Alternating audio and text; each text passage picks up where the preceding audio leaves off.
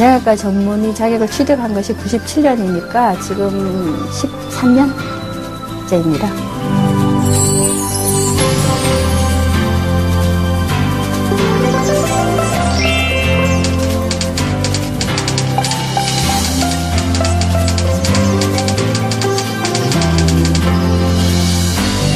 너무 전문화돼가지고 전체를 볼 수 있는 의사가 없어서 만든 거거든요.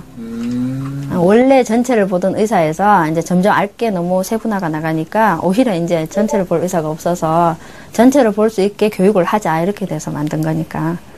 개인뿐만 아니라 그 가족까지 범위가 굉장히 포괄적으로 사람과 증상과 연령에 상관없이 모든 분들을 대상으로 한다는 점. 그리고 한 번이 아니고 지속적으로 계속 관리를 한다는 점. 그래서 기존에 우리가 옛날에 생각하던 주치의로 생각하시면 되겠습니다. 거기에 가장 가까운 것이 가정의학 전문의가 될 것입니다.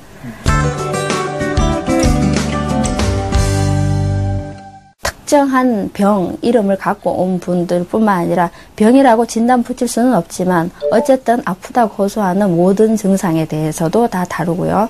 그 다음에 아프기 전에 우리가 특히 만성질환, 암이라든가 중풍이나 심장병 같은 만성질환들은 예방이 중요합니다. 병 자체가 굉장히 긴 과정을 거치기 때문에 구체적으로 병이 나타나기 전에 그 예방 관리부터 우리가 많이 전문적으로 하고 검진도 역시 위험이 높은 사람은 더 많이, 위험이 적은 사람은 조금 더 적게, 그래서 구체적으로 그 사람에 맞게 판단을 해서 잘 해드릴 수가 있습니다.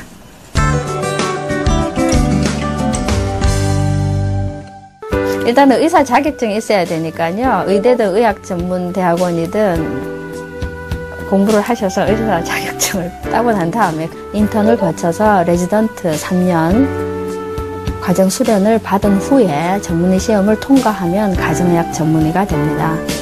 사람에 대해서 관심이 있고 좋아하는 마음이 어느 정도는 있어야지 가능합니다. 물론 모든 의사가 그렇긴 하지만 특히 가정의학 전문의는 사람과의 관계 그리고 그 사람에 대한 관심이라든가 내가 잘 해주고 싶다는 그런 기본적인 인간에 대한 관심이 없으면 상당히 적응하기 힘든 분야가 되겠습니다.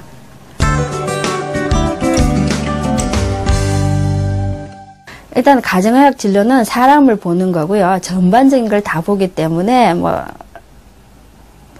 특수 세부 분야과에 비해서 수입이 많거나 하지는 않는 것 같습니다.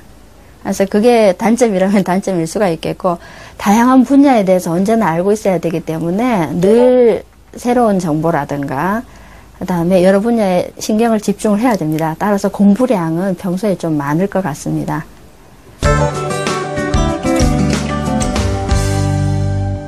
그러니까 엄마와 아들 둘밖에 없는 집안이었는데 두통이 있으셔서 진료를 하다가 아무래도 심상치 않아서 정밀 촬영을 하라고 했는데 형편도 그렇고 해서 안 오시고 미루다가 나중에 다른 병원에서 암 진단을 받았어요. 그래서 결국 그 엄마는 돌아가셨고 아들만 남았는데 아들이 결국 다 끝나고 저한테 다시 와서 사연이 그렇게 됐었고 그 다음에 아버지와 어머니의 그걸 볼 때 자기한테 필요한 게 뭐냐고 얘기를 했을 때 제가 그분에 대해서 거의 다 알고 앞으로 뭐 어떤 게 예상이 되니까 뭐 어떤 것을 주의하고 이런 거 했을 때 그 아들이 눈물을 흘리면서 너무나 감사하면서 갔거든요. 뭐 그런 거라고 볼 수 있겠죠.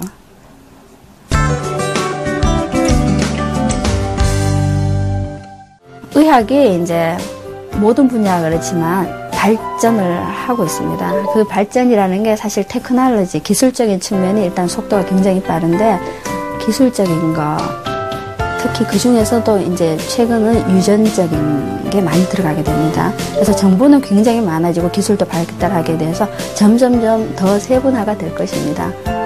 그런데 더 세분화가 되면 될수록 결국은 더욱더 근본이 문제가 됩니다. 총체적으로 이 사람의 건강을 위해서 갖고 있는 유전자뿐만 아니라 습관뿐 아니라 그 환경이 어떻게 됐는가를 종합적으로 볼 수 있는 진정한 전문의가 더 필요하게 될 것으로 예상을 하고 있습니다.